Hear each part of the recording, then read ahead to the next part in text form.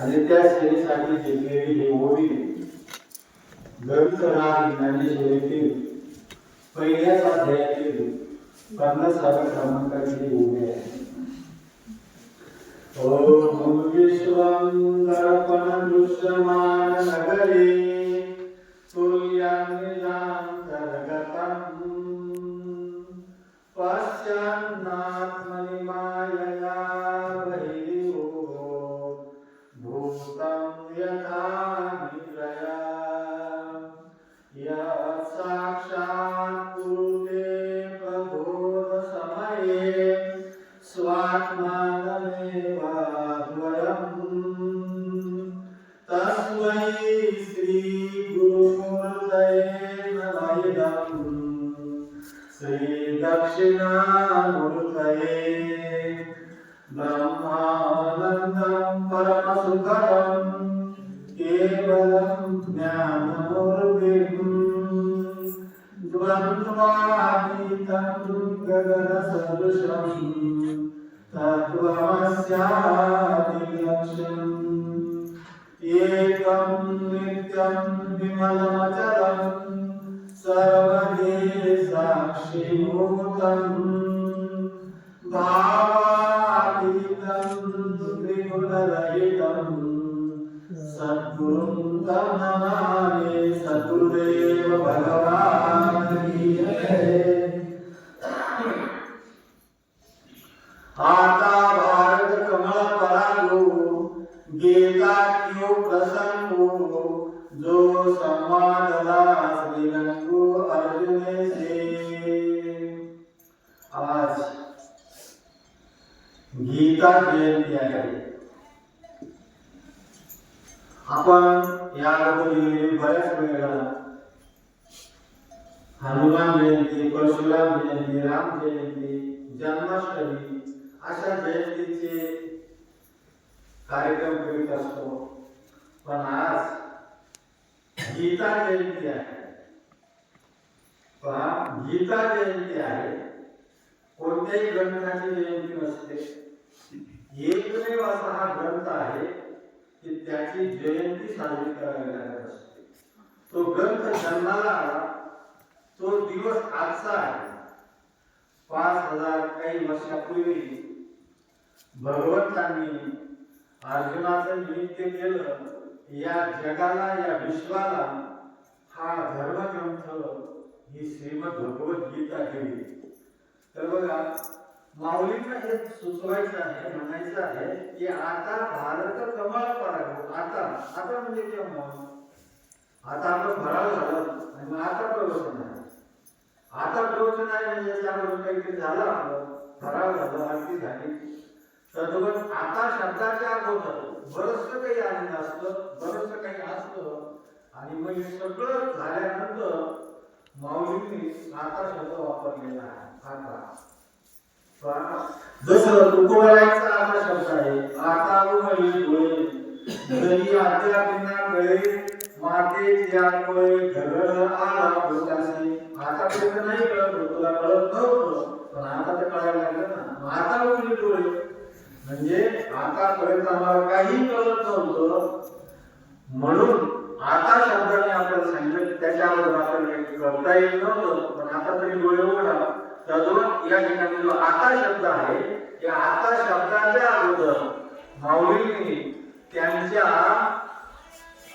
इष्ट देवतेला गणपतीला नमस्कार केलेला आहे. नमो ज्ञाद्या, ओम नमो ज्ञाद्या वेद प्रतिपाद्या जय जय स्वसंवेद्यात्मरूपा गणेशाला नमन केलेलं आहे. जे बघा, माऊलींनी जी सुरुवात केलेली आहे ना, कोणत्याही कार्याच्या आरंभी गणेशाची पूजा करणं अनिवार्य असते. कारण गणपतीची पूजा केल्यानेच ते काम निरविघ्नपणे पार पडत असतं. म्हणून माऊलींनी गणपतीला नमस्कार केला.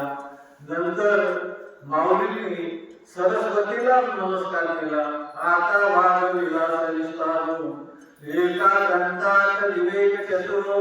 म्हणजे सरस्वतीला नमस्कार केला आणि सगळे नमस्कार हे सगळं झाल्यानंतर माऊलींना वाटलं की आता म्हणजे अगोदर एवढं केल्यानंतर सगळ्यांना नमस्कार प्रणाम सगळ्यांचा आशीर्वाद सगळं काही मिळवल्यानंतर सगळ्यांचं मंगल केल्यानंतर त्यांनी म्हटलं की आता काय आता भारत कमळ परागू आता काय तर मी जे महाभारत आहे ना महाभारत हा पंचम वेद आहे 4 वेद आहे महाभारत हा पंचम वेद आहे आणि महाभारतामध्ये असा काही विषय आलेला आहे की जगात तो विषय कुठंच नाही कुठंच राहिलेला नाही ते सगळं महाभारतात आलेलं आहे सगळं आणि म्हणजे आज सगळं महाभारतामध्ये आलेलं आहे असं महाभारत आहे पहा जे महाभारती नाही ते मोहेची लोक जे महाभारतात नाही ना पृथ्वी लोकात नाही म्हणजे महाभारतात सर्व आलेला आहे असं हे महाभारत नावाचा ग्रंथ आहे त्या महाभारता ग्रंथामध्ये 18 पर्व आहे आणि 18 पर्वांतर्गत एक 9 पर्व आहे त्याचं नाव आहे भीष्म पर्व आणि त्या भीष्म पर्वाच्या अंतर्गत 25व्या अध्यायापासून 42व्या अध्यायापर्यंत गीता लिहिली आहे म्हणून माऊलींना असं म्हणायचं आहे की आता भारत कमळ परागू जो गीता जो प्रसंगू त्या महाभारतांतर्गत असलेली भीष्म पर्वांतर्गत असलेली गीता आहे ती गीता भारत कमळ परागू जो संवादला श्रीरंगू अर्जुनाशी की ज्याने अर्जुनाशी संवाद केलेला आहे असा विषय श्रीमद भगवद्गीतेमध्ये आलेला आहे त्या विषयाचं मी या ठिकाणी निरूपण करणार आहे असं माऊली म्हणत आहे की आता भारत कमळ परागू जो गीता की प्रसंगो जो संवाद श्रीरंगू अर्जुनाशी बघा तो श्रीरंग परमात्मा अर्जुनाच्या निमित्तानं अर्जुनाला सांगतो आहे त्यांनी संवाद केलेला आहे बघा संवाद दोघांच्या मध्ये होत असतो त्याला संवाद म्हणतात अनेक वेळेला बोलतात त्याला वाद म्हणतात हा संवाद आहे संवाद हा एकमेकाचा मनोबल एकमेकाचं मन एकमेकाचं भाषण बोलणं जिथं ऐकलं जातं एकमेकाकडून एकमेकाचं त्याला संवाद असं म्हणतात आणि हा दोघांच्या मध्ये संवाद झालेला आहे दोघांच्या मध्ये म्हणजे अर्जुनामध्ये आणि कृष्णामध्ये दोघांच्या मध्ये वास्तविक ही दोघे एकमेकाचे नातलग आहेत बराच काळ एके ठिकाणी राहणारे आहेत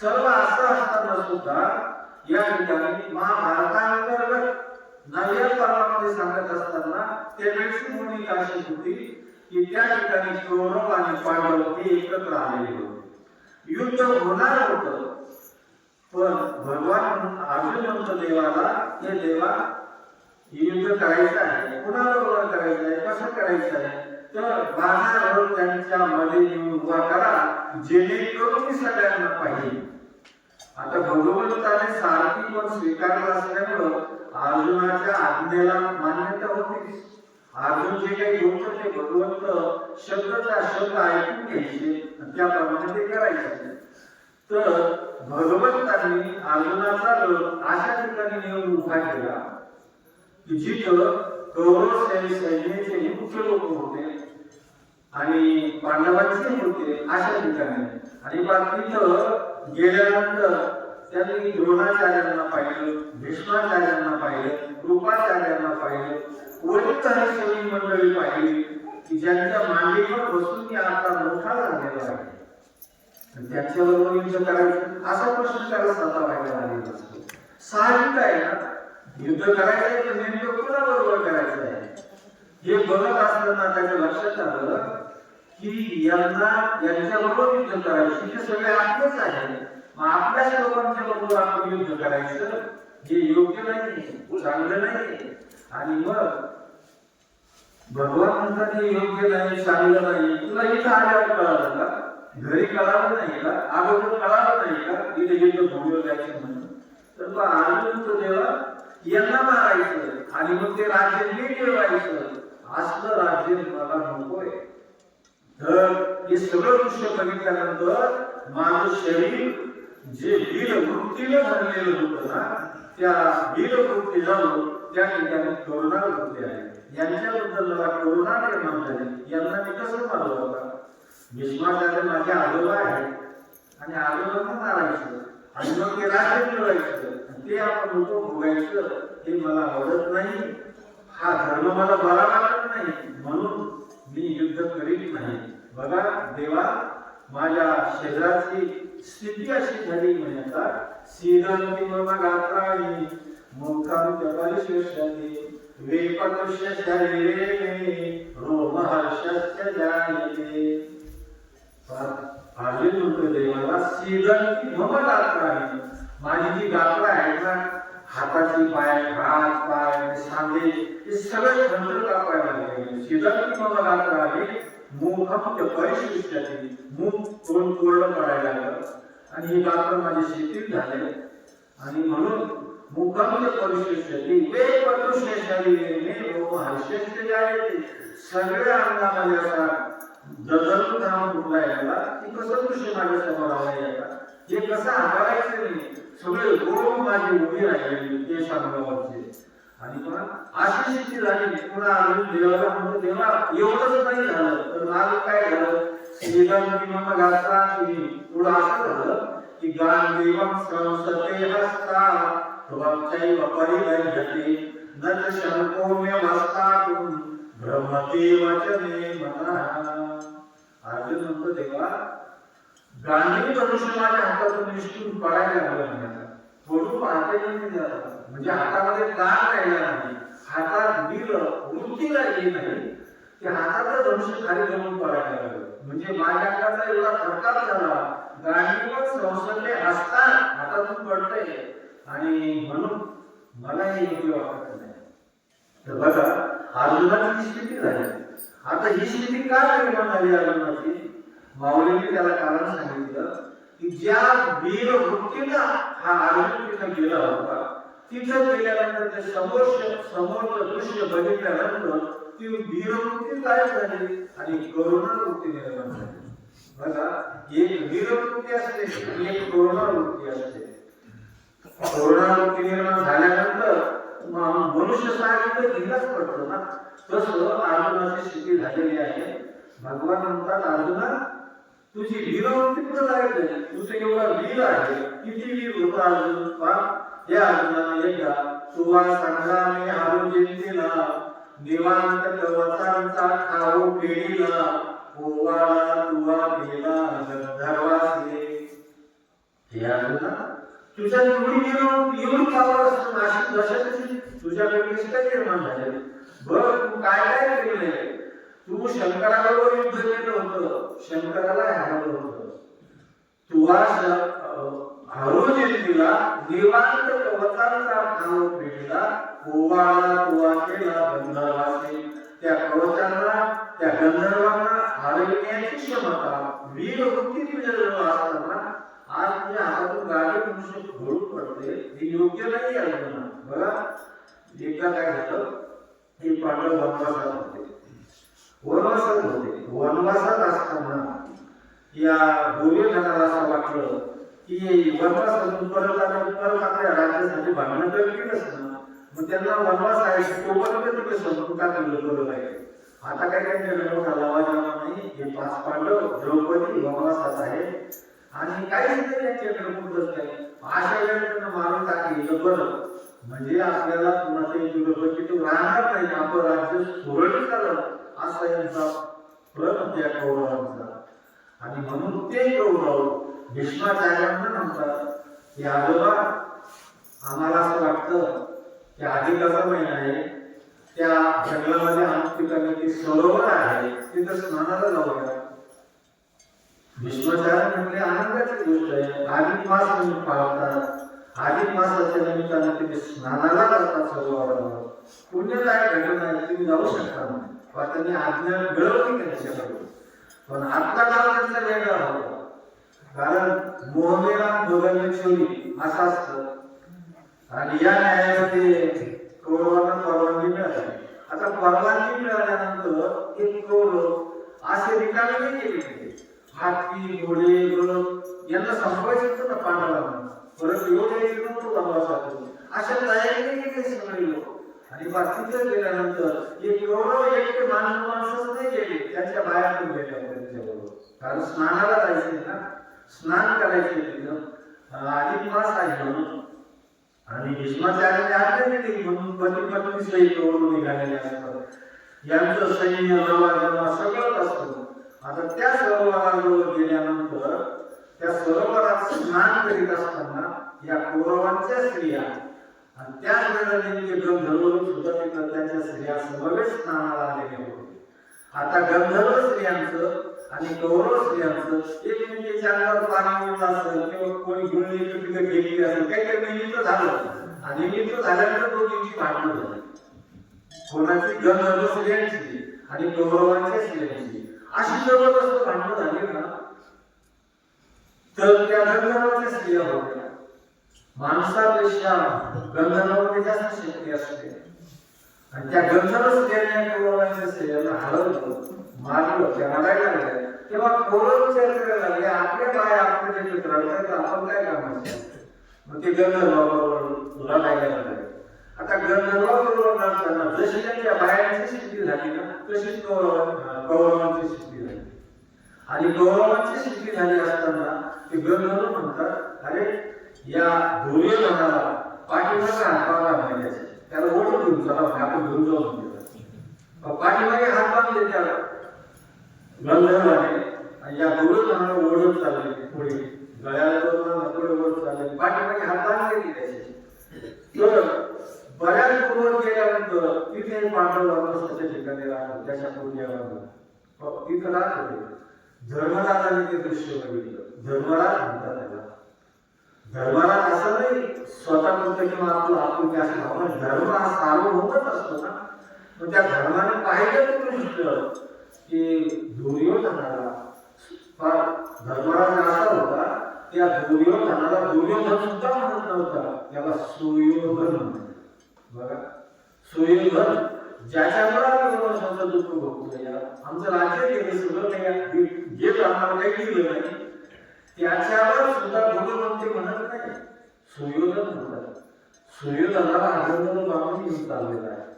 मग अर्जुनाने आला म्हणजे काय बर त्या आपल्या सुयोधनाला तो गंधर्व घेऊन चालला म्हणजे वडील तिचे हात बांधलेले म्हणजे जरा जा त्या गंधर्वावर युद्ध कर, त्या गंधर्वापासून त्याला सोडवलं. मोठ्या भावाच्या आज्ञेने निघाला. पहिले भाऊ भावाच्या आज्ञेने पळाला. आपल्याला नाही की भरत, राम, लक्ष्मण असे बरेचसे भाऊ आहेत. आणि तसं मोठ्या भावाची आज्ञा पाळली धर्मराजांची आणि हा निघाला. अर्जुन गाडी मनुष्य हातात घेतलं, निघाला आणि पोवाला किंवा केला गंधर्वाशी, गंधर्वाबरोबर युद्ध केलं त्याने. एवढ्या कौरवांना हरवलं त्या गंधर्वाने, त्या गंधर्वाबरोबर एकट्या अर्जुनाने युद्ध केलं. त्या गंधर्वांना हरवलं आणि सांगितलं त्याला सोडून द्या म्हणजे तुम्ही त्याला घेऊन जाऊ शकत नाही, जात असा तर तुम्ही वाचत नाही. गंधर्व घाबरले आणि घाबरल्यावर त्यांनी सोडून दिलं दुर्योधनाला. आता दुर्योधनाला सोडलं, दुर्योधनाचा चला वापस कशाला जातो तिकडे, आता कशाला जायचं, सुटला तो, आता सुटलेला आहे. फक्त अर्जुनाने काय केलं होतं, त्याची हाती बांधलेली होती ना ती सोडली नव्हती, तशीच होती. त्यांचा गळा सोडला होता, हात बांधलेच राहिले आणि अर्जुन पुढे चालला. परत रिटर्न राहिले सरोवराकडे. तर परत येताना याचे हात बांधलेले असताना हा दुर्योधन विचार करायला लागला, आता मला एक अर्जुन एकटाच दिसतोय, जर माझे हात आता मोकळे असते तर पाठीमागून असा मार केला असता त्यावेळी मला इथं बसवलं अर्जुनाला इथं संपलं असतं म्हणून असा विचार करतोय. पण देव कशी बुद्धी ज्यावेळी त्याला अनुकूल देतो त्याने हात सोडलेले नव्हते. अर्जुनाला नाराज झाला असतो ना, वैर धावणार नाही अर्जुनाच्या ठिकाणी त्यावेळेला यांनी मारले असतं पाठीमागून, पण हात बांधलेले असताना फक्त विचारावर थांबावा लागला त्याला. आणि परत आहे मग तो दुर्योधन गेला, कौरवांच्या सैन्यात सामील झाला, त्याचे हात सोडून ते निघून गेले.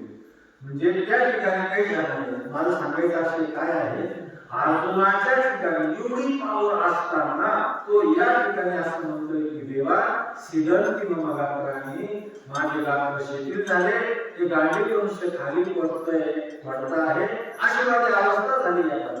त्यामुळं मी जरी युद्धाच्या ईर्षेनं आशेनं ध्येयाने चालत होतो तरी सुद्धा माझं ते ध्येय डोळ्यासमोर नाही आलं. का नाही? तर ज्यांना मी बघितलं त्यांच्याकडून युद्ध करणं मला बरं वाटत नाही.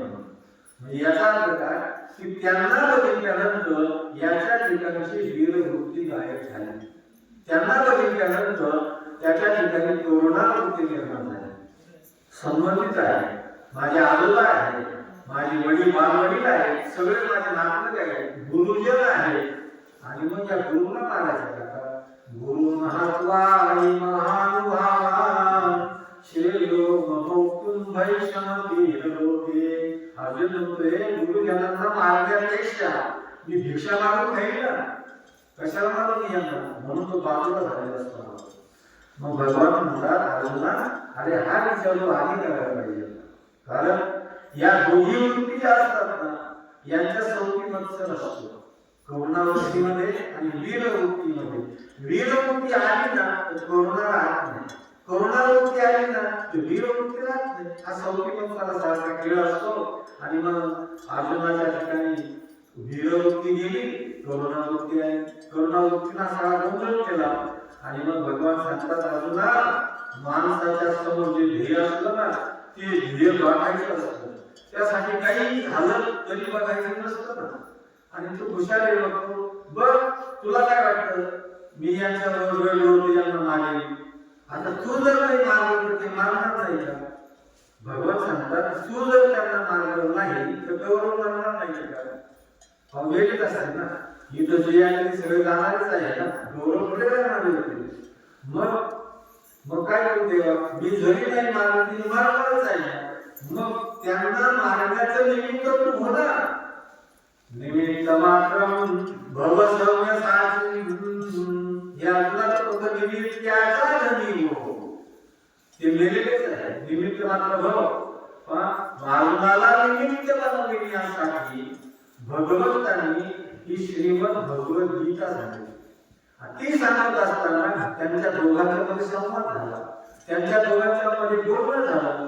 कारण युद्धभूमी घडवण्याला त्या अध्यात्म ज्ञान ही ब्रह्मवादिनी विद्या मिळविण्यासाठी पहिल्या लोकांना 12,000 वर्ष तपश्चर्या करावी लागायची, तेव्हा हे ज्ञान मिळायचं.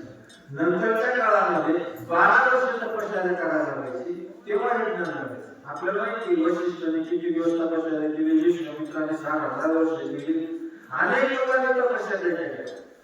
आणि पहा म्हणजे हे ज्ञान मिळवण्यासाठी अनेक काळ लागला. मग एवढं अवघड ज्ञान हे घेतलं. ब्रह्मवादिनी विद्या आहे तर अशी असणारी ही विद्या आहे. त्या रणभूमीवर किती वेळा सांगितली होती बघा, काही नाही तास सव्वा तासामध्ये एकमेकाच्या संवादामध्ये सगळं ज्ञान. तुम्ही म्हणाल तो संवाद होता, एकमेकाशी बोलणं होतं. आज गीता आमच्याकडे श्लोक आलेली, हे कसं केलं, हे काय करण्याचं?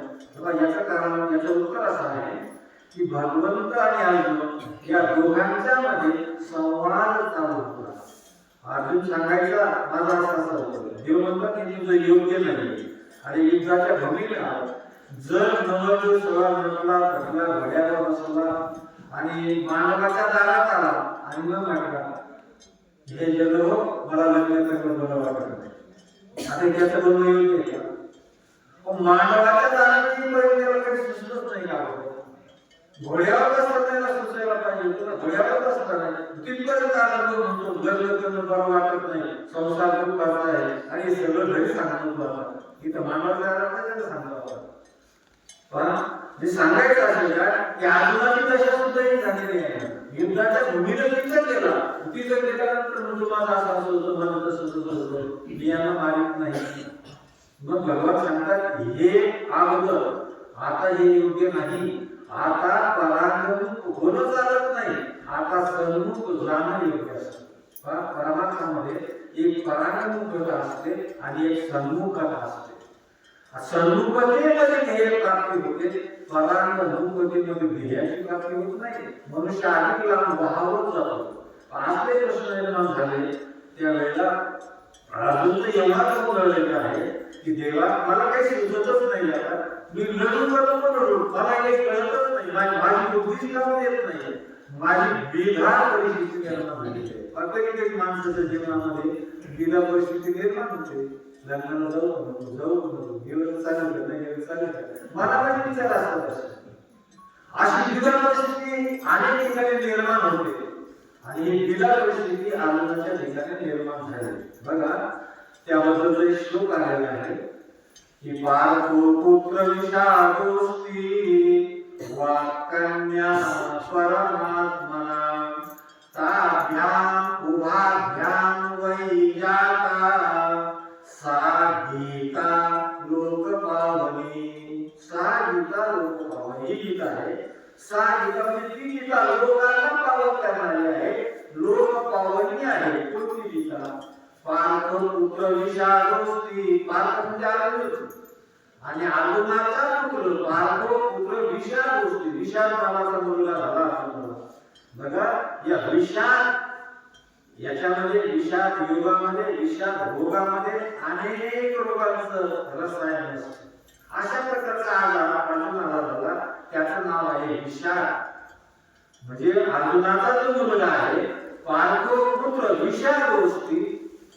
त्या अर्जुनाचा मुलगा आहे विषाद आणि मग पार्थ पुत्र विषादोस्ती परमात्मा वाक्कन्या. परमात्म्याची वाणी नावाची कन्या. अर्जुनाचा मुलगा कोणता? विषाद आणि परमात्म्याची कन्या कोणती? वाणी. वाणी आपल्याला 4 वाणी आहेत प्रत्येकाला. ज्या जिभेने आपण बोलतो ना याला वैखरी वाणी असं म्हणतात. एक कंठामध्ये वाणी असते. आपण बोलत नाही पण मनात विचार चालू राहतो. बाहेर काही शब्दोच्चार येत नाही, काहीच नाही. बोट पिटलेले असतात पण बोट इथं दिशा चालू असतो. काही असतं ती कंठस्थानी असणारी वाणी आहे. आणि तिसरी जी वाणी आहे ती पश्चंती वाणी. पश्चंती वाणी तर हृदयाजवळ असते. आणि अजून एक पुढची वाणी परावाणी. ती आपल्या बेडीच्या जवळ असते. परावाणी. आणि या परावाणी वाणीच्या पलीकडे परमात्मा आहे. परेजी परते बोलले कुंटले वैखरी कैसे सांगे. ही वैखरी वाणी आहे ना. परेच्या पलीकडे राहणारा जो देव आहे त्याचं काय म्हणतात? परावाणी. बघा परमात्म्याला जी परावाणी मुखातून जिभेच्या द्वारा निघालेली जी वाणी आहे ना ती वाक्कन्या. वाक्कन्या परमात्मा ही परमात्म्याची वाणी नावाची कन्या. बघा अर्जुनाचा विषाद नावाचा मुलगा परमात्म्याची वाणी नावाची कन्या. आणि उभयतांचा विवाह झाल्यानंतर जे फल निर्माण झालं सा लोकपावनी गीता. ती लोकांना पावन करणारी गीता आहे. म्हणून माऊली म्हणतात त्या काळात विलास दिसतारू जे का गीता देशे विश्वभरू आनंदाचे आवारू मांडू जगा. हा गीतेचा प्रसंग आहे. ही गीता आहे. बघा ती गीता अर्जुनाचा मुलगा परमात्म्याची वाणी नावाची कन्या उभयतांचं फळ जे जन्माला आलं ती गीता आहे. आणि त्या गीतेची आज जयंती आहे. आज जयंती आहे म्हणजे आज तिचा जन्म झालेला आहे. गीतेचा जन्म आज झालेला आहे. बघा भगवंतच असे भगवंत म्हणतात की ज्या महिन्यामध्ये मी गीता सांगितली तो महिनाच माझी विभूती आहे. मासाना मार्गशीर्ष अमृता कुसुमाकरः. मासाना मार्गशीर्ष 12 महिन्यामध्ये मार्गशीर्ष महिना ही भगवंताची विभूती आहे. या विभूती महत्वाच्या योगावर आज येणारी जी एकादशी आहे मोक्षदा एकादशी आहे. आणि या मोक्षदा एकादशीच्या दिवशी भगवंतांनी कुरुक्षेत्रावर अर्जुनाला संवाद रूपाने जे काही ज्ञान दिलं ती गीता आहे. आणि ती गीता त्यांचा संवाद झाला दोघांचा.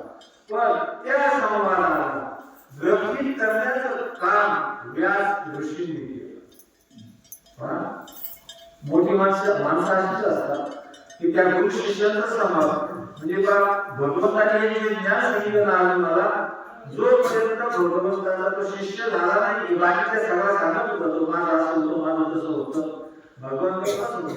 पण ज्या वेळेला आजू म्हणतो तेव्हा कारपण्य दोषो पद स्वभावा पृच्छामि त्वां धर्म सम्मूढचेता यश्रेयस्या निश्चितं रोहितं मे शिष्यस्तेहं शाधिमां त्वां प्रपन्नम्. हे भगवान मी फार गुंतलो मला काहीच कळत नाही आता मी तुमचा शिष्य झालो. शिष्यस्तेहं शाधिमां त्वां प्रपन्नम्. मी तुमचा शिष्य झालो. शाधी शब्दाचा अर्थ लग्नाचा नाही हो. शाधी शब्दामध्ये धी आला शादीमध्ये द येतो. हा द आणि द याच्याचा फरक आहे. शादी शब्दाचा अर्थ आहे शासन करा. शासन करा. जो शासन करण्यायोग्य असतो तो शिष्य असतो. भगवंतांनी अर्जुनाकडून बोलून घेतलं त्यावेळेला शिष्यस्तेहं शाधिमां त्वां प्रपन्नम्. मी तुमचा शिष्य झालो. तुम्हीच मला आता सांगा तुम्हीच माझ्यावर शासन करा आणि मला यातून काढा. युद्ध करायचे की नाही. त्यावेळेला असा त्याचा संवाद झाल्यानंतर भगवंतांनी आता शिष्यत्व पत्करलं. शिष्यत्व पत्करणं सोपं नसतं आणि पत्करणं तर अवघड असतं. कारण शिष्यत्व पत्करल्यानंतर पुढे जबाबदारी घ्यावी लागते आणि शिष्यत्व पत्करलं नाही जबाबदारी समजच येत नाही. म्हणजे इथं शिष्यत्व शिष्य वेगळा आणि शिष्यत्व वेगळं. अर्जुनानं शिष्यत्व पत्करलं आणि शिष्यत्व पत्करल्यानंतर देवाला अर्जुनाची पूर्ण जबाबदारी घ्यावी लागली. आणि म्हणून देवाने त्या अर्जुनाला जी करुणावृत्ती निर्माण झालेली होती जो मोह निर्माण झाला होता जी माया निर्माण झालेली होती ती घालविण्यासाठी हे ब्रह्मज्ञान सांगितलं. ते बोलण्यातून संवादाच्या रूपाने. पण त्या संवादाला व्यास महर्षींनी महाभारतामध्ये वर्णित केलं. कारण महाभारतासारखा ग्रंथ लिहिणारे व्यास महर्षी आहे. कारण व्यासोच्छिष्ट जगत सर्व सगळं जग त्या व्यासांच्या उच्छिष्टाचं सेवन करताना. आज कोणी व्यासपीठावर बसला व्यासंच असताना व्यासपीठच त्यांचं असताना त्यांचं ज्ञान असताना तेच आपण बोलतो. आपण स्वतः काय म्हणाले त्यांचं घेतलेलं असतं आपण. म्हणून त्यांचं जे ज्ञान आहे ते आपल्यापर्यंत आलेलं आहे. असे ते व्यास महर्षी आणि त्या व्यास महर्षींनी लिहिलेला हा महाभारत ग्रंथ आणि त्या ग्रंथांतर्गत असलेली गीता गीता इतका महत्वाचा ग्रंथ आहे. गीता इतका महत्वाचा याला धर्मग्रंथ म्हणतात. तुम्ही बाकीचे कोणते ग्रंथ वाचू नका इकडे जाऊ नका बघू नका एवढा वेळ नाही आपल्याला. आज कमी वेळ आहे. कमी वेळामध्ये जसं भगवंतांनी 125 तासामध्ये अर्जुनाला ज्ञान सांगितलं ते ज्ञान आपण आत्मसात करू शकतो. स्वामी विवेकानंदांनी ते ज्ञान आत्मसात केलं. बघा ज्या वेळेला शिकागोमध्ये धर्म परिषद होती आणि प्रत्येक देशातल्या धर्म पंडितांना ते बोलवलं होतं. सगळे गेलेले आहेत.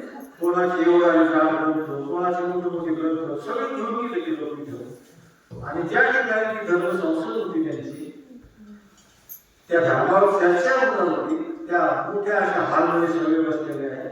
मोठासा गोल राऊंड टेबल होता आणि त्या टेबलावर प्रत्येकाच्या देशाचे जे ग्रंथ आहेत ते ठेवलेले. आता स्वामी विवेकानंदांच्या दिशा गायडीसाठी गीता होती छोटीशी. या लोकांचे लोक मोठे जबरदस्त होते.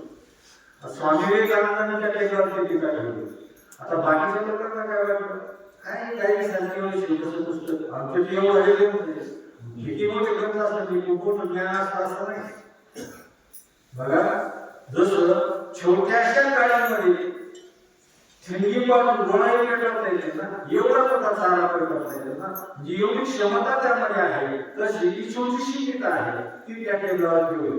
आता ठेवल्यानंतर दुसऱ्या देशाच्या लोकांनी काय केलं त्या गीतेला खाली ठेवलं. त्यांचे मोठमोठे ग्रंथ वर ठेवले. आता गीता कशाला दिसेल छोटीशी होती की सगळे मोठे मोठे ग्रंथ वर ठेवले गीता दाबल्या गेली आणि दाबल्या गेल्यानंतर त्या तिथे चर्चेला सुरुवात झाली. वादविवाद सुरू झाले त्या धर्ममार्ग लोकांचे. तर सगळ्यांनी सांगितलं माझा ग्रंथ एवढा मोठा आहे, इतका पालाचा आहे, इतका पेजेस आहे, त्याच्यात असं ज्ञान आहे, तसं ज्ञान, प्रत्येकाने चर्चा केली. आणि स्वामी विवेकानंद ज्यावेळेला उभे राहिले ना त्यावेळेस बोलणार सुरुवात करणार तेच म्हणतात तुमचा ग्रंथच नाही तर दिसतच नाही तो कुठे तुमचा ग्रंथ असेल तर बोला ना. म्हणजे माझा ग्रंथ बोलायला असं लावतो मला.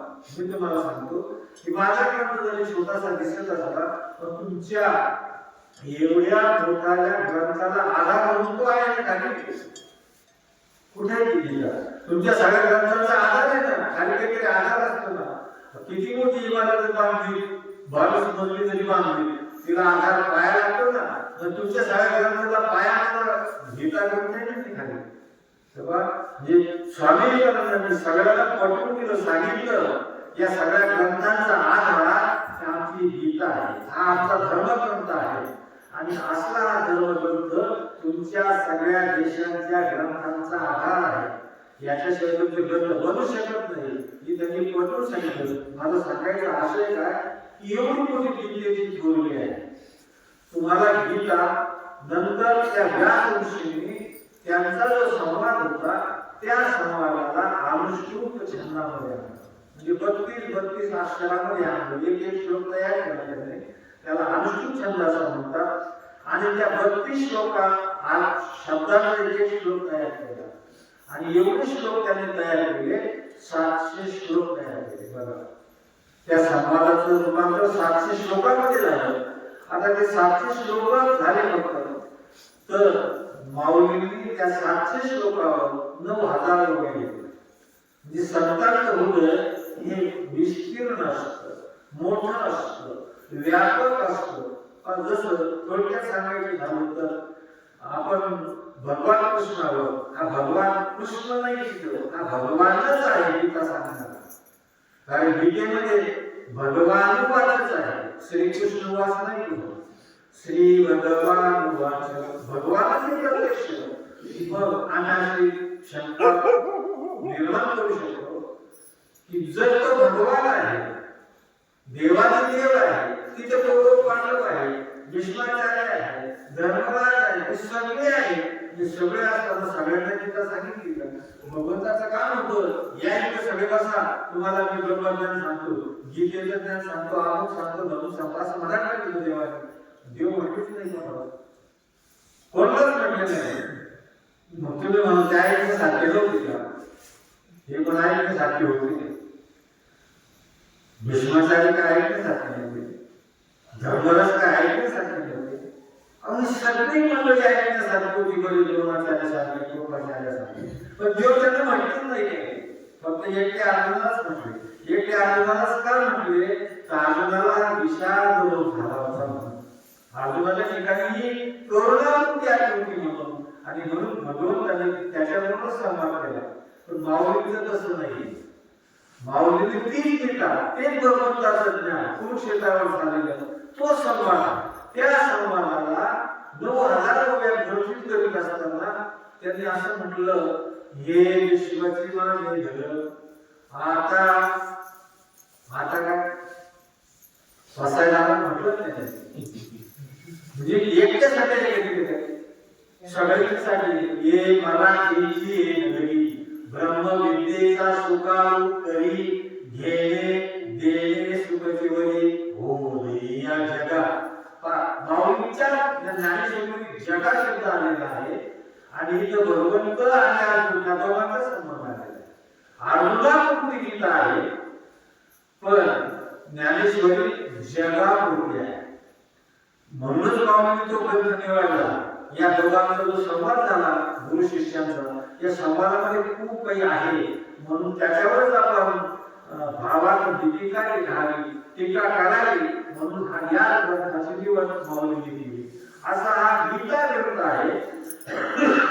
आणि बघा गीता ग्रंथ भगवंताच्या मुखारविंदातून श्रवलेलं शास्त्र आहे. बघा शास्त्र असतं तसं वेद आहे.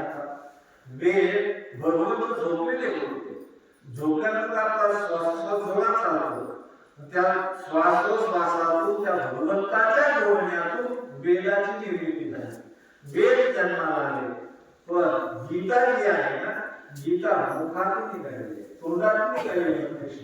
जीवाला झोपेला सगळं घोडण्यातून निघालेलं आणि शिष्याबरोबर झोपला तोंडातून निघालेलं, याचे फरक असणार. आता अंतःकरणातून जे निघालं ना ते येऊन हृदयापासून निघालेलं असतं. ये हृदयीचे ते हृदयी घातले. भगवंताने काय केलं, त्यांच्या हृदयामध्ये जे होतं ना ते अर्जुनाच्या हृदयात घातलं आणि अर्जुनाला म्हणतात, अर्जुना तूच फक्त असा आहे की मी जे सांगतो ते तू जशाच्या तसं ऐकून घेऊ शकतोस. ही पात्रता तुझ्या ठिकाणी आहे. म्हणून हे अर्जुना हे बघ, हे तुला करावंच लागणार आहे. यासाठी तुझ्या ठिकाणी आलेला आहे. अर्जुनाच्या ठिकाणी असणारा सगळा मोह कुटुंब निवृत्तीपर्यंत भगवंताच्या गीतेचं ज्ञान सांगितलेलं आहे. प्रत्येक शंकेचं उत्तर भगवंताने गीतेतून दिलेलं आहे. अशी गीता आहे. त्यासाठी केली करतळी घेऊये आयुष्य. माऊली म्हणतात की त्यांनी अशी गीता केली, केली करतळी हातावर घेतलेला, जसं काही असतं ना सोपा असतं खायला, हातावर घेतलेला इतकी सोपी करून ठेवलेली आहे. मी इतकी सोपी करून ठेवली तरी आम्ही घ्यायलाच तयार नाही. तुकोबारायांनी म्हटलं, देव घ्या कोणी आयता आला घरबसनी. देव घ्या म्हणतात पण आम्ही म्हणतो आम्हाला वेळच नाही.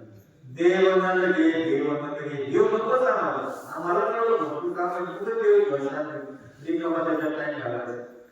म्हणजे भगवंताला हे विरोध करायचं आहे. हे अर्जुना या जगामध्ये तू कौरवांना मारलं तर ते मरतील असं नाही, ते केव्हा ना केव्हा मरणारच आहे. तुला निमित्त मात्र भव सर्व साची, तू निमित्त मात्र हो आणि त्याचा तू मालक हो, धनी हो, निमित्त घे. आणि म्हणून भगवंताने त्या अर्जुनाला सांगितलेली गीता अर्जुनाने चांगल्या प्रकारे आहे. बघा आजपर्यंत गीता 5000 काही वर्षापूर्वी झालेला संवाद, त्याच्यानंतर व्यासाने त्याला ग्रंथित केलं. तेव्हापासून ही गीता आज सगळ्या विश्वात जगात सर्वत्र पसरली. बघा तीच गीता त्या ठिकाणी भगवान सांगत असताना त्या संजयाला अशी पावर निर्माण केलेली होती, ती व्यासानेच केलेली होती. व्यासाचा शिष्य संजय आणि संजया धृतराष्ट्राला त्या रणभूमीतलं जे युद्ध आहे तिथं जे पूर्ण साधन आहे त्याला नाही कळालं नाही. असं काही तू सांग, असं काही कर.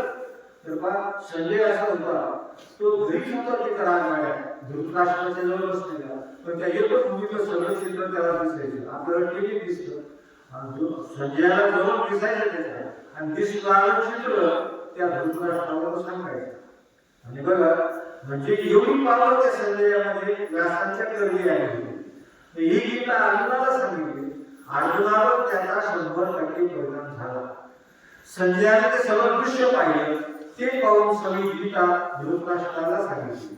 आता धृतराष्ट्राने गीता ऐकली, संजयाने ऐकली, अर्जुनाने ऐकली, पण परिणाम सारखा झालाच नाही. जसं वरून पाऊस पडतो, पाऊस पडल्यानंतर जसं पीक असेल तसं ते बरोबर येणार, वाढणार. आणि पावसाचं काय दोष आहे? त्या पावसात काही मिरचीच्या स्वभावावर नाही, गव्हाच्या स्वभावावर नाही, जो ज्याच्या स्वभाव नाही.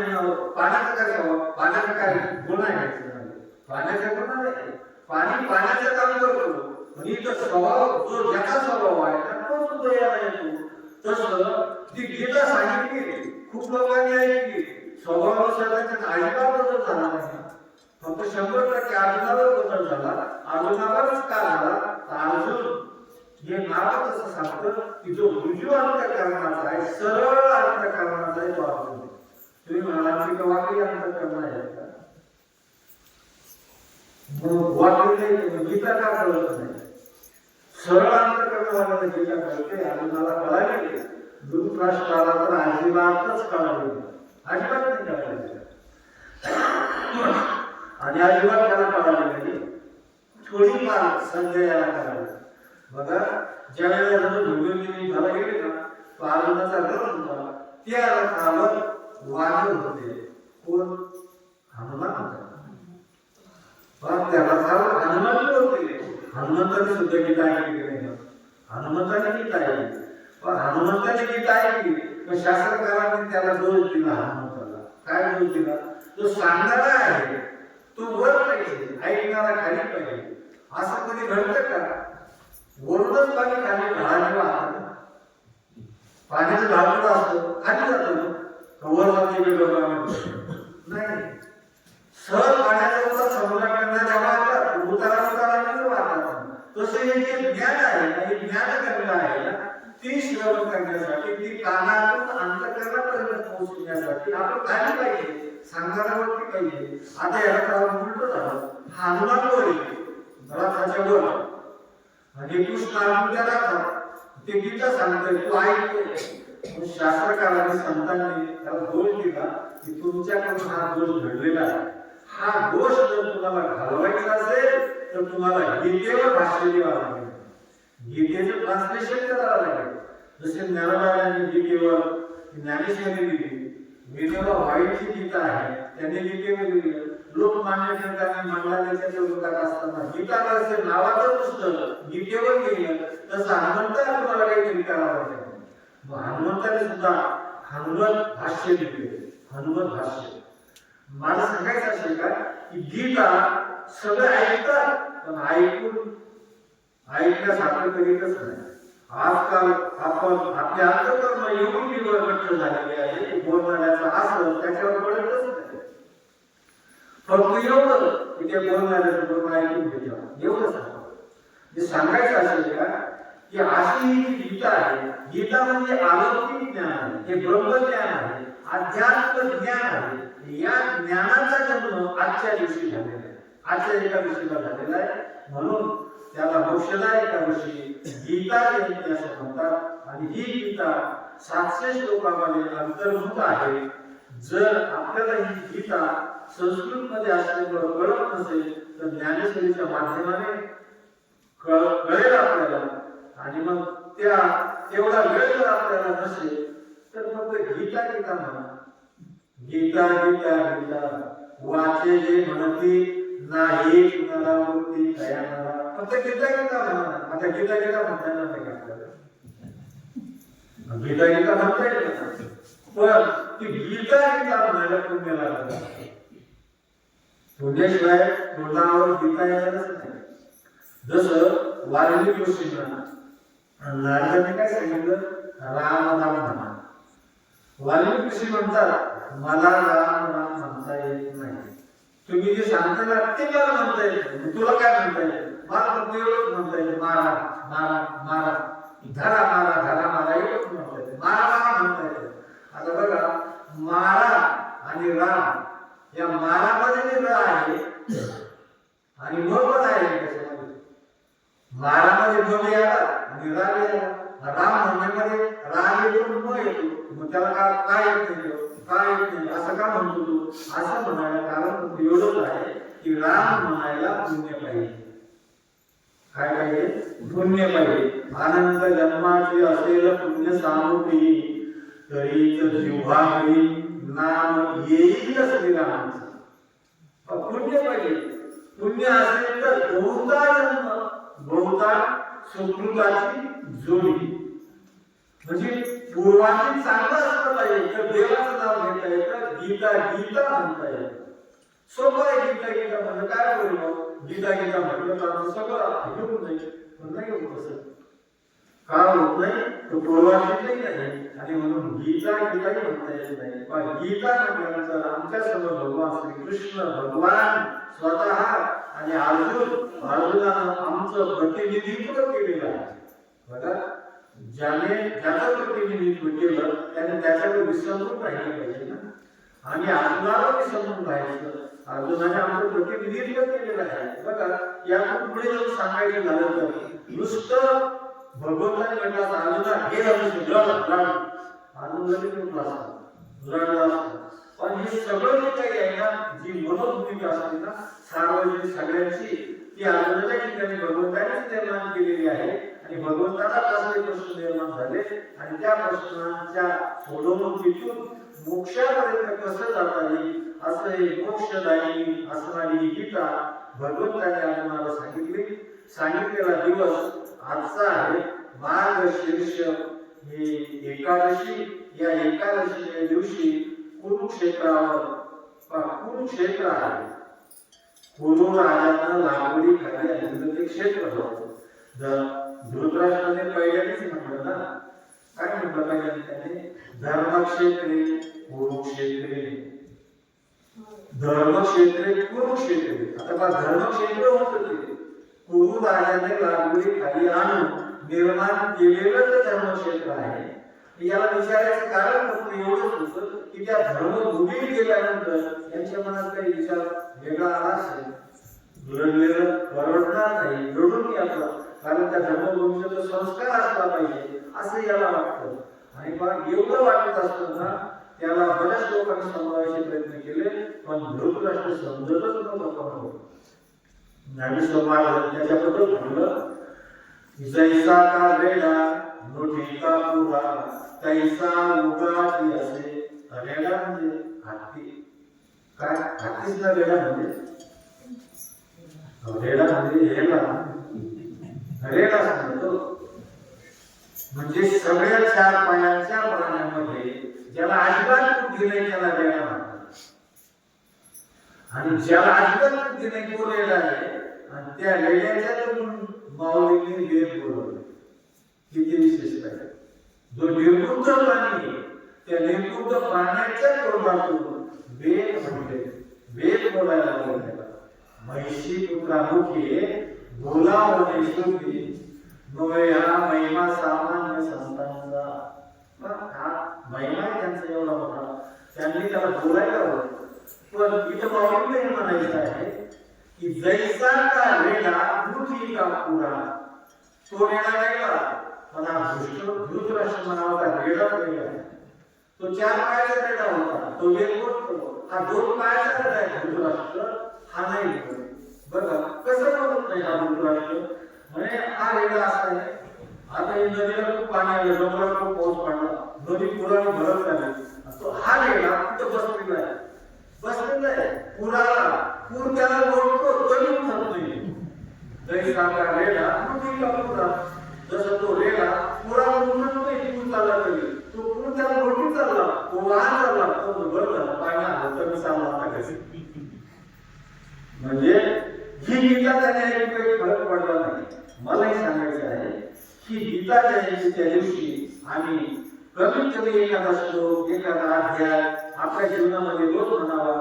हे सगळं नाही म्हणता आलं तर गीता गीता म्हणा. एवढं जरी आम्ही केलं तर गीतेचा जन्म केला आम्ही साजरा केला.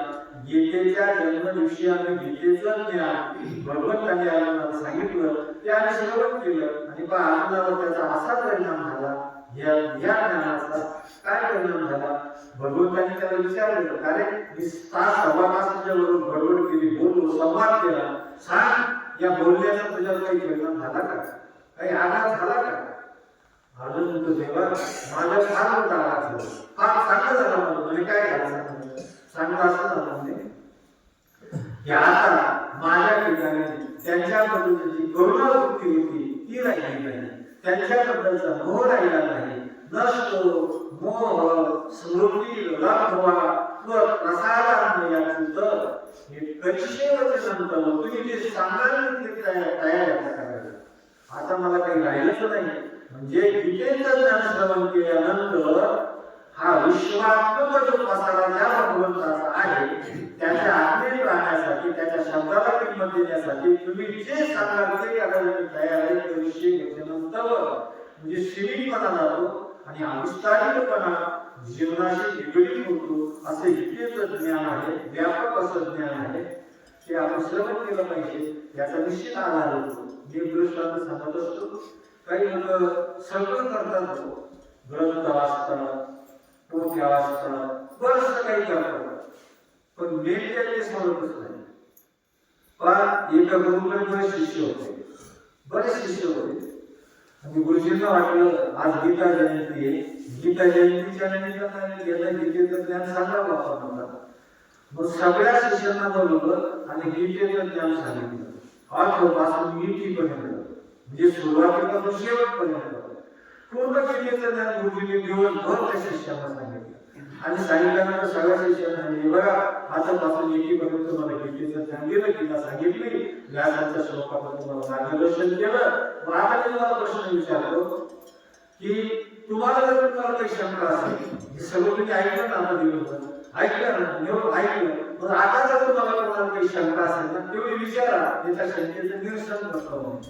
एक शिष्य उभा राहिला आणि उभा राहिल्यानंतर तो म्हणतो, गुरुजी मला शंका आहे. शंका आहे? विचार काय शंका आहे? का गुरुजी, ती जी गीता आहे त्या गीतेमध्ये दुग्धा गोपालनंदन, दुग्धा शब्दाचा अर्थ आहे दूध काढणारा. याने काय अर्थ केला? दुग्धा दोन गती कोण आहेत गीतेमध्ये? गीतेतले दोन गती कोण आहेत? आता गीतेतले दोन गती गुरुजींनी विचार केला, हा काय विचार आजपासून मी पर्यंत ऐकलं आणि म्हणतो दोन गती गीतेतले दोन गती कोण? जसं सगळं राम नाही केलं आणि मग पुन्हा म्हणायचं रामाचं राम आणि सीता कोण, राम आणि रावणाचं नातं काय, हे सगळं ऐकल्यानंतर राष्ट्रकृष्ण निर्माण होणं हा वाचायला आहे किंवा कोळसा पण आहे. तसं त्या ठिकाणी हा शिष्य म्हणतो, गुरुजी गीता तर ऐकली पण दुग्धा गोपालनंदन दोन गती कोण ऐकली? गुरुजींनी विचारले, गुरुजी म्हणजे इकडे पहिला करता तू, दुसरा मी. कारण आपण दोन गरजेच केले, मी सांगत होतो तू ऐकत होता ना, तुलाही कळालं नाही, मला मी विचार केला नाही की जे गेल्यानंतर याच्या अंतःकरणापर्यंत ते पोहोचलं नाही, याच्यावर काही परिणाम होईल का, काही झाला नाही म्हणून गट द्यावा पण होतो. सांगायचं असेल का की सांगणारा जे सांगत असतो ना ते आपण आपल्या अंतःकरणापर्यंत पोहोचवायचं असतं. नुसतं पोहोचवायचंच नाही, पोहोचविणारे असतात पण ते कृती आणि नाही. कसं तर बघा, काही लोक ऐकतात, जसं बाबाजी म्हणायचे, सोनारे तुटले नळी इकडून तिकडे गेले वाढे. लोक ऐकत या कारणाने ऐकत नाही, या कारणाने सोडून देतात. तुम्ही ऐकतो काय केलं? काहीच नाही ऐकलं, सोडून दिलं. ऐकलं होतं पण या कारणाने सोडून दिलं. आता आमचं काही नाही, आम्ही पहिल्यासारखे जसं तसं. दुसरा एक प्रकार असतो ऐकण्याचा, तो ऐकतो, ऐकल्यानंतर ते आतमध्ये साठवत होतं आणि साठवल्यानंतर तो काय करतो, हे झालं ते झालं, असं नाही ऐकलं तसं नाही ऐकलं, सांगत सुटतो. तो सांगत सुटतो तो वेगळा. त्याच्यापेक्षा तिसरा जो असतो ना, तो ऐकल्यानंतर अंतःकरणात ते बसवतो, रुजवतो आणि मग खऱ्या अर्थानं त्याच्यावर त्याचा परिणाम होतो. हे सांगण्यात सुद्धा वाया जातं. म्हणजे परिणामक्षम अंतःकरण जेव्हा होतं, जेव्हा ते कार्यरत होतं. आणि असं अर्जुनाचं जे अंतःकरण आहे ते कार्यरत झालेले आहे. अर्जुनाने आपलं प्रतिनिधित्व केलेलं आहे. आपल्याला ज्या काही शंका कुशंका असतात सगळ्या अर्जुनाला आलेल्या होत्या, त्या सगळ्या शंकेचं निरसन या गीतेच्या माध्यमातून भगवंताकडे त्याने करून घेतलेलं आहे. असं आपण आपल्या जीवनामध्ये खऱ्या अर्थानं देव होऊ नका, अर्जुन होता. आणि अर्जुन झाल्यानंतर भगवंत तिथे येतात. भगवंत सगळ्या समस्या आपल्या सोडवतात. आपल्याला माहिती आहे की जर खरा भक्त असला तर देव तिथे येतो. असा अर्जुनाच्या ठिकाणी पहाते पांडव अखंड वनवासी तरीही देवाची दिसत नाही. पांडव अखंड सुखात होते, कधी सुखी होते पांडव, अखंड दुःख असताना, पण अखंड दुःख असताना सुद्धा ते देवाला विसरत नव्हते. देवाला विसरतच नव्हते. आम्ही थोडं दुःखात पडलं तर देवाला विसरून जातो. आम्ही एवढं केलं, इतक्या वाऱ्या केल्या, इतके पारायण केले, काम केलं, त्यानंतर एक बदल होतो, कसं काय आलं विसरून जातो. तर असं नसतं. देव जिथे आपल्याला दुःख देतो ना, देव आपल्याला दुःख देत नाही. एवढं जाऊन सांगायचं झालं, देव आपल्याला दुःख देत नाही, देव आपल्याला सुखीही करू शकत नाही.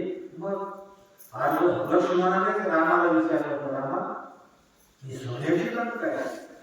त्या कैकेयीने नानाला दुःख दिलं, खूप रागला त्या कैकेयीला.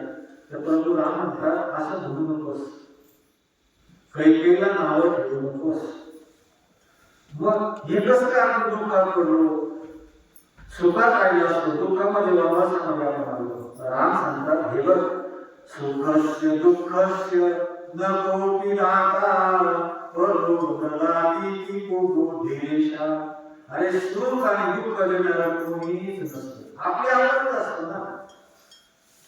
सुखाचे उपभोक्ते आपणच, दुःखाचे उपभोक्ते आपणच. आपण केव्हा तरी मागे काही केलेलं असेल, त्याचा परिपाक होणार दुःख आपल्या वाट्याला आलं.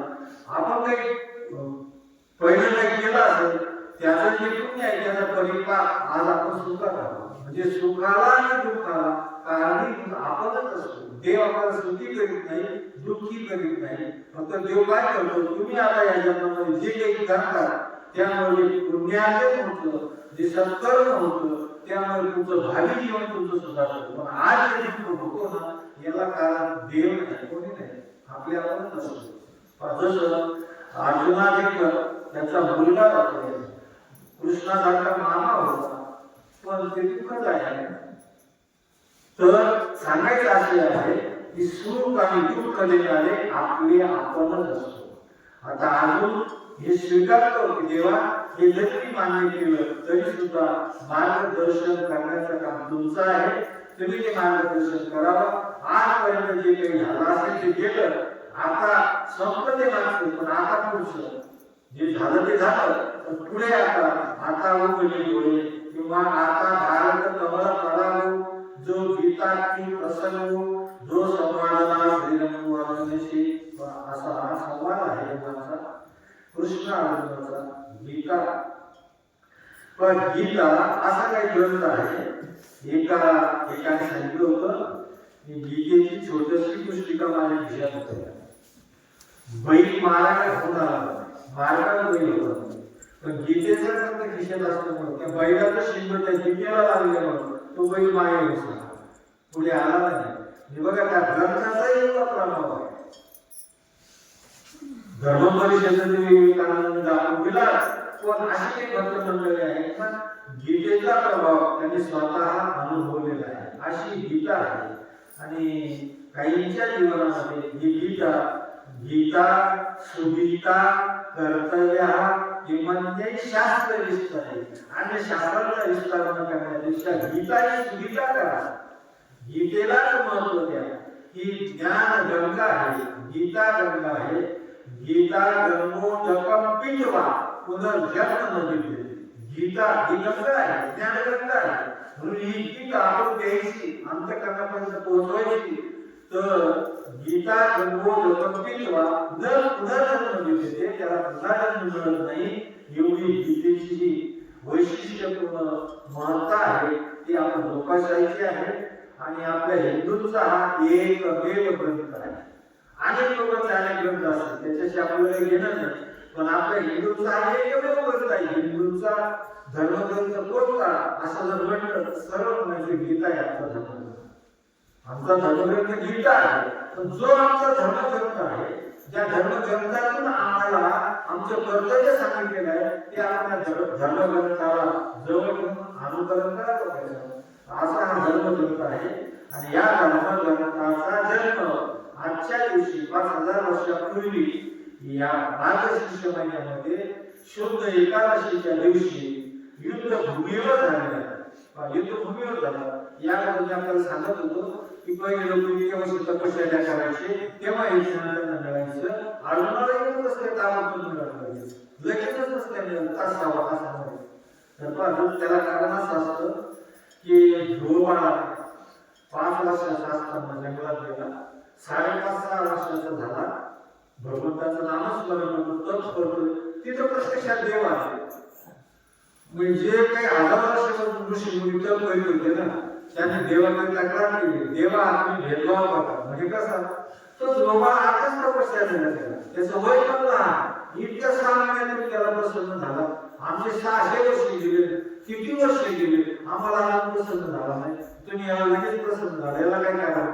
देव म्हणतात तुम्हाला त्याचं कारण सांगतो, बसा होळीमध्ये. देवाने होळीमध्ये बसवलं त्यांना. आणि या देवाला घेऊन देव समुद्र किनाऱ्याशी फिरायला लागले. फिरायला लागत असताना देवाने विचारलं की हे राखीचे ठीक कशायचे, हे हाडाचे ठीक कशायचे, हे कसं ठीक कोणाचे, कोणत्या ऋषीचे, कोणत्या मुलीचे? देव सांगतात की हे ध्रुवबाळाचे आहे. ध्रुवबाळाने अनेक जन्म करून तपश्चर्या करता करता अनेक जन्म संसिद्ध घेतले किंवा बहुनाम जन्म नामते खूप जणांच्या शेवटी आता जो बाळाचं थोडंसं राहिलं होतं देवाला भेटायचं थोडंसं आनंद राहिलं होतं तर तो मेला मागच्या वेळेस आणि मेल्यावर कुठे जन्माला आला तर बघा या अध्यात्मामध्ये असं असतं की आपण आतापर्यंत जेवढं गमावलं होतं आता ज्याची ज्ञानशैली उन्नत झालेली आहे अशी बरीचशी लोक आपण महाराष्ट्रामध्ये ते पुन्हा जर जन्माला आले ना जन्माला आले लाल पूर्ण ज्ञानशैली म्हणू शकतात का पूर्वजन्मी केलेलं आहे पूर्वजन्मीचं स्वरूप आहे आता आपण जे आता गीतेचे श्लोक काही आनंद पाठ करतो ना काही आनंद बरोबर पाठ होतो काही होतच नाही त्याला काय कारण जे पाठ होतात ना त्याला कारण पहिल्याने आपण केलेले म्हणून लवकर पाठ होतं हे लवकर का पाठ होतं हे माणसे आपल्याला माहितीच नाही आपण नवीनच तयारी करायची त्याच्यामुळे वेळ लागणार असेल तसं त्या ध्रुवबाळाचं जसं जीवन होतं ना खूप 6 महिन्यात देव प्रसन्न झाले त्याला कारण फक्त एवढंच कारण असण्याचं कारण त्याचं पूर्वार्जन चांगलं होतं म्हणून ही जी गीता आहे सोपं असं ज्ञान आहे पण ते हस्तगत करण्यासाठी आम्ही आमच्या जीवनामध्ये त्या गीतेला आमच्या अंतःकरणामध्ये जसं बावली म्हटलं त्या हृदय आपुले चौपाल निया भले वरी वैष्णव पावले श्री गुरूंचे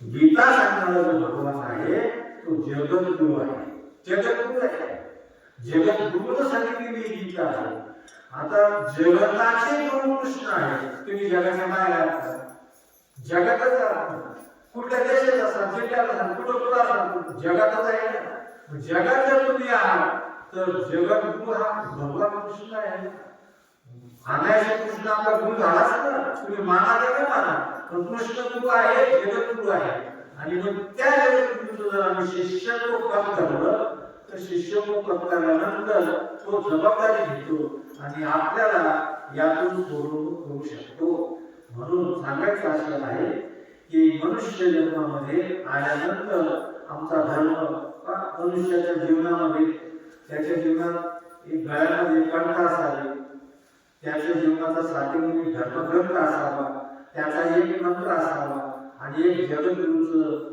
सद्गुरूचं सानिध्य त्याला असावं आणि अशा मार्गदर्शनाने युक्त होऊन जे गीतेचं ज्ञान आहे ते आत्मसात करायला आज जरी आपण पात्र असलो पात्र होण्याची पात्रता आमच्या मिळाली अशी गुरुदेवांची प्रार्थना करतो माझे छोटंसं अल्पसं वाक्पुष्प सद्गुरूच्या चरणी समर्पित करून प्रवचनाला विराम देतो कुंडली कवलाय श्री ज्ञानदेव पंढरीनाथ दत्तात्रेय की जय पावली श्री ज्ञानेश्वर महाराज की जय श्री गुरुदेव